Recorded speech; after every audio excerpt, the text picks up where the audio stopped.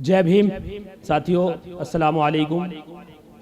मेरा सम्मानित मंच और सामने बैठे तमाम साथियों, मैं पहले तो अपने मंच का और अपने इस संस्था के जो संस्थापक हैं और जो यहाँ पे इस प्रोग्राम को देख रहे हैं उनका धन्यवाद करूँगा कि उन्होंने मुझ जैसे लोगों को बोलने का मौका दिया।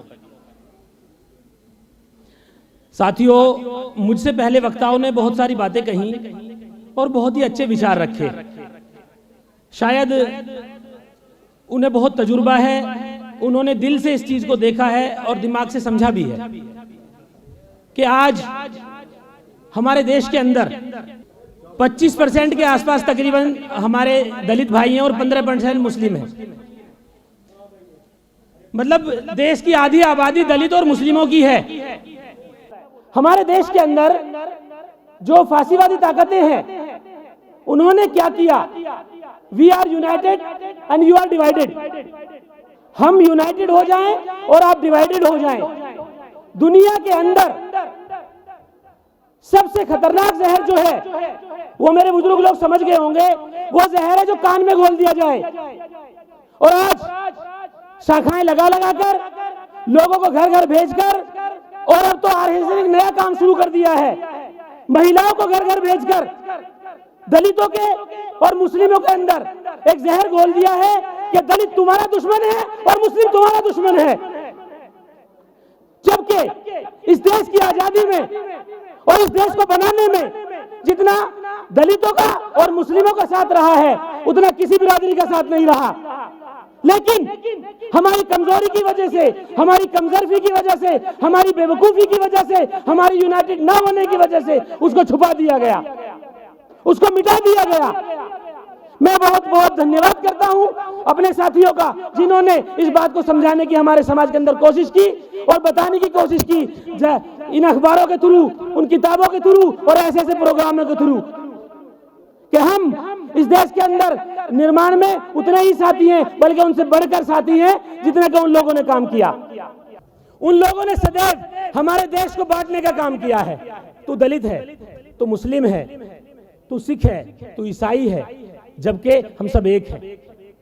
अगर किसी घर को बर्बाद करना हो, साथियों आपसे जवाब चाहूंगा, किसी घर को बर्बाद करना हो और उस घर में 4 भाई हो, बर्बाद करने का सबसे आसान तरीका क्या है? फूट डालो, शासन करो। इनके पूर्वज हमारे देश के ऊपर राज करके गए सिर्फ इसी फार्मूले के ऊपर, फूट डालो और शासन करो। आज भी हमारे देश के अंदर यही किया जा रहा है। दलित अलग कर दिए, माइनॉरिटीज अलग कर दी, ओबीसी अलग कर दी, एसटी एससी अलग कर दिए। और ये जो एक संगठन था, ये जो समूह था, इसको एक झाड़ू के तिनके की तरह बिखेर दिया। मैं आप सबसे एक दरखास्त करूंगा, आज हमारे देश के अंदर एक नई मुहिम चलाई गई है कि दलित को अपने फैक्ट्री में काम मत दो, मुस्लिम को अपने यहां पे काम मत दो। इसका हम पुरजोर विरोध करें। भाई करेंगे ना सब?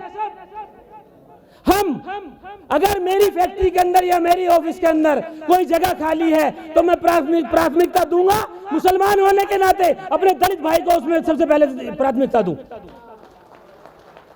और मुसलमानों का यह हक बनता है कि अगर मुसलमान के यहाँ कोई जगह है या कोई सम्मान की जगह है तो वो अपने दलित भाई को सम्मान दे, और दलितों का सम्मान बनता है कि वो मुसलमान को सम्मान दे।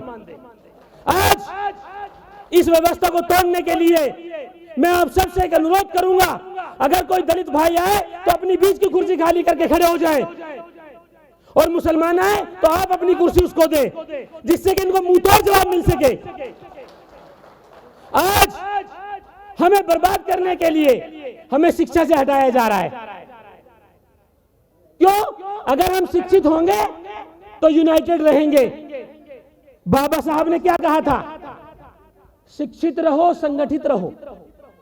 अगर आप संगठित और शिक्षित होंगे तो आपको किसी से नौकरी मांगने की जरूरत नहीं है, आप नौकरी देने वाले बनेंगे।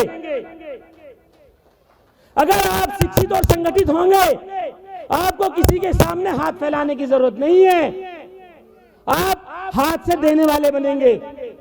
साथियों, इनके बहकाए में हमें बिल्कुल नहीं आना। ये लोग बहका बहका कर अपना फायदा करते हैं। ये लोग कुर्सी के लिए किसी भी हद तक गुजर सकते हैं।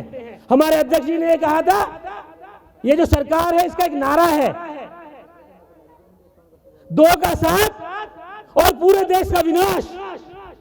इन्होंने छोटे छोटे हमारे कारोबार छीन लिए, हमारी नौकरी छीन ली, हमारे घर तक छीनने की तैयारी है।